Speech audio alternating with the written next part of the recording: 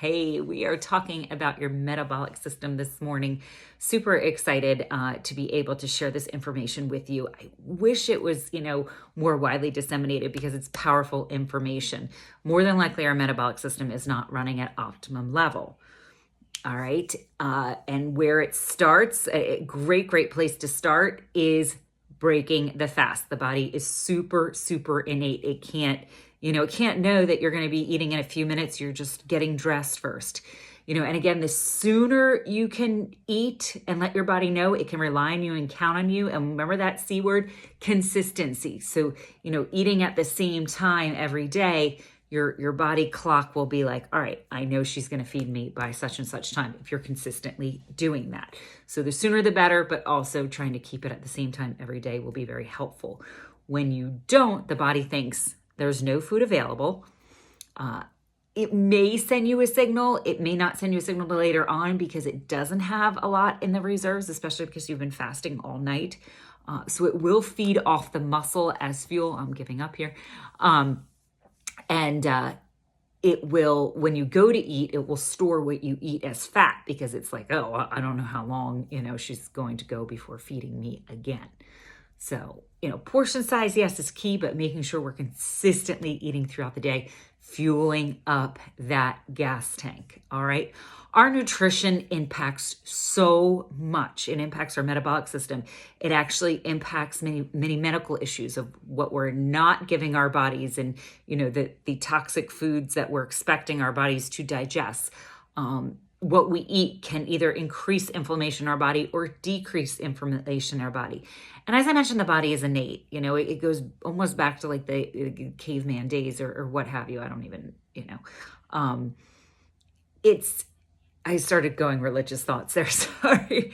But basically, just like us, we think we can juggle multiple things effectively, but it really, something falls to the wayside there. So if our body is, focused on lowering body inflammation or focusing on trying to, work with that fake fuel that you gave it or the toxic food that you gave it or drank, it's not going to be able to give all its energy, to keeping an efficient, well-oiled machine. It's not going to allow that metabolic system to run at optimum level because, again, it's having to pull energy and pull focus to different areas. So it's having to send other signals, outside its wheelhouse.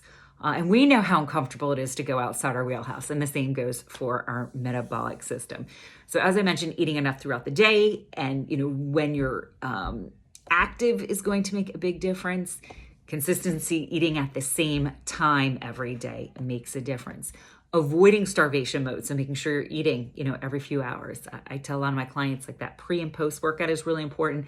That mid-morning and mid-afternoon snack is really important. But portion size also, eating, close to that 350, 400 caloric for your meals, 80 to 100 for your snacks, and then obviously different for your workout snacks. But making sure we're consistent, we're fueling up with some high octane fuel, but not too much fuel, right? Like typically for a female, if you're super active, you can get closer to the 500 mark, but like, let's say you go out to dinner and you haven't been very active and you get to that 600, 650 mark, you're actually asking your body to do too much, right?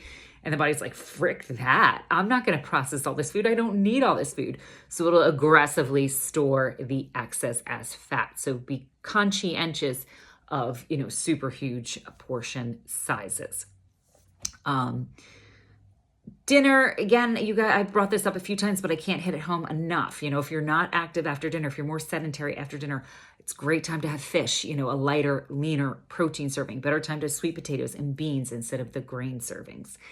Your metabolic system is affected by hydration. You can eat your hydration. Salads, cucumbers, celeries, watermelon, and watermelon, because of the water, if it was dehydrated, it would be high on the glycemic index. But because it is so well hydrated, the watermelon, the sugars do not impact your bloodstream as it would if it was dehydrated, again, because of all the water coming in with it. I love, my water bottle. It's a wide mouth. It's 40 ounces, and I lost one. I'm really upset right now. I'm having a refill. So I might just purchase a second one instead of waiting. I think I left it on my mother's, but she said I didn't I'll find it. But nonetheless, having 2 water bottles already filled, ready to go was a great, great win for me. It really helped me in the journey. I highly recommend it. Sleep. Sleep is going to affect your metabolic system. Your body does some magical things while you're sleeping. I love sharing how the brain kind of squeezes and cleanses itself while you're sleeping. Incredible things happen. So that is why it is imperative you break down that sleep hygiene. Start going to bed a little bit earlier every night, especially if you are getting up with the sun earlier every morning. It's wonderful, but now you need to make sure you're going to bed a little bit earlier. Maybe get some blackout curtains or the sound machine, or take the magnesium or the HTP5 to help you if you're having trouble falling asleep. Watch the caffeine, watch the screen time, reading, and add meditation, because the other thing that fricks your metabolic system is stress. Stress affects your body in so many negative ways.